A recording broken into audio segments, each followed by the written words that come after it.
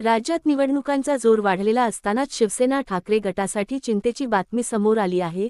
लातूर जिल्ह्यातील औसा विधानसभा मतदारसंघाचे माजी आमदार दिनकरराव माने यांनी ठाकरे गटातून बाहेर पडत थेट भाजपमध्ये प्रवेश केला आहे। या निर्णयामुळे औसा परिसरात ठाकरे गटाच्या राजकारणाला मोठा धक्का बसल्याची चर्चा सुरू झाली आहे। महत्त्वाचं म्हणजे हा पक्षप्रवेश अशा वेळी झाला आहे जेव्हा जिल्हा परिषद आणि पंचायत समिती निवडणुकांची रणधुमाळी सुरू आहे। त्यामुळे या पक्षांतराचा परिणाम ग्रामीण भागातील राजकीय गणितांवर होणार हे जवळपास निश्चित मानलं जात आहे। ठाकरे गटासाठी ही घटना केवळ एका नेत्याची एक्झिट नाही, तर स्थानिक पातळीवरील संघटनात्मक ताकदीला बसलेला मोठा फटका मानला जात आहे। लातूरमध्ये झालेल्या कार्यक्रमात भाजपाचे प्रदेशाध्यक्ष रवींद्र चव्हाण यांच्या उपस्थितीत दिनकरराव माने यांनी अधिकृतपणे भाजपमध्ये प्रवेश केला।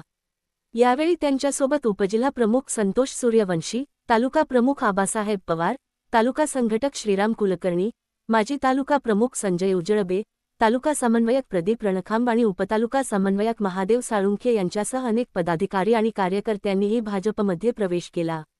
या घडामोडीमुळे लातूर जिल्ह्यात भाजपची ताकद वाढल्याचं स्पष्ट होत असून ठाकरे गटाला आगामी निवडणुकांआधीच मोठा धक्का बसल्याचं राजकीय वर्तुळात बोललं जात आहे।